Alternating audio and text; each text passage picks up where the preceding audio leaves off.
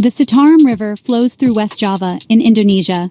This river, stretching over 300 kilometers, is not just a body of water. It is the lifeblood of the region. It winds its way through the heart of the land, nurturing the soil and the souls of the people who live along its banks. It gives life to the land and its people. The farmers depend on its waters to irrigate their rice paddies, ensuring bountiful harvests year after year. Villagers gather by its banks, drawing water for their daily needs, and children play along its shores, their laughter mingling with the gentle flow of the river. For a long, long time, the Sundanese people have told magical stories about the river. These tales, passed down through generations, are woven into the very fabric of their culture. They speak of the river's spirit, its moods and its mysteries, captivating the young and old alike. One story tells of Kiai Layung, the protector of the Citarum. According to legend, Kiai Layung is a guardian spirit who watches over the river and its people, ensuring that harmony is maintained between nature and humanity. His story, told from parents to children, reminds us that nature and people need to live together peacefully. Around campfires and in the quiet of their homes, families recount the tales of Kiai Layung, instilling a sense of respect and reverence for the natural world in the hearts of the young. The older folks say Kiai Layung was once a man, a strong leader, wise and brave. He was known for his wisdom and courage, guiding his people with a firm yet gentle hand. His leadership was marked by a deep understanding of the natural world and a commitment to living in harmony with it. He ruled a happy village on the riverbanks. The village thrived under his guidance, with the river providing everything they needed. The people lived in peace, their lives intertwined with the rhythms of the Citarum. He respected the river and all the animals, teaching his people to live peacefully with nature. He taught them that the river was a gift, to be cherished and protected. The villagers learned to coexist with the animals, understanding that they too were part of the delicate balance of life. But sometimes things don't go as planned. The river, with all its beauty and bounty, could also be fierce and unforgiving. Storms would come and the waters would rise, testing the resilience and unity of the village. His story reminds us how powerful nature is, and how important it is to take care of the world around us. It is a call to action, urging us to respect and protect our environment, to ensure that the whispers of the Citarum continue to be heard for generations to come.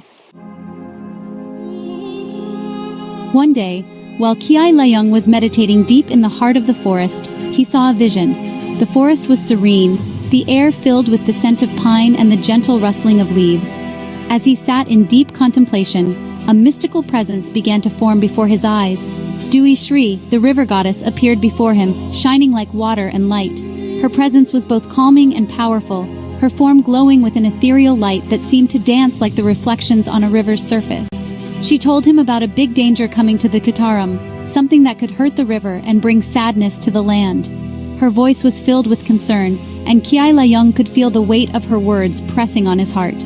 To protect his people and his home, Dewi Shri gave Kiai Layung a gift, a magical kris, a special dagger with the river's spirit inside.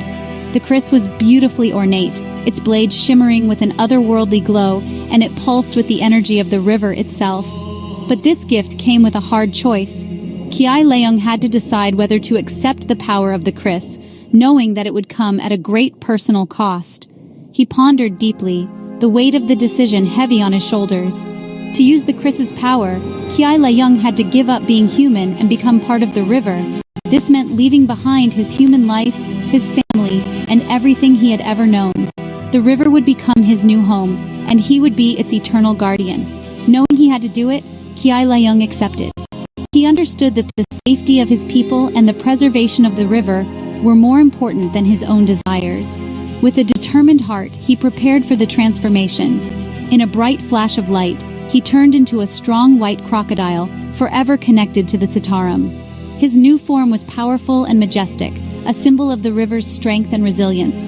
From that day on, Kiai Layung watched over the Citarum, ensuring its waters remained pure and its spirit unbroken. For a long time, the river was peaceful, a sanctuary for all who lived nearby.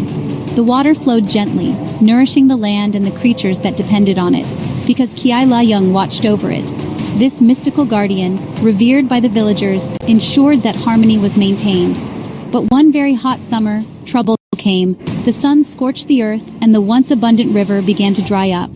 A group of wild rhinoceroses, forced from their home by a terrible drought, came to the river.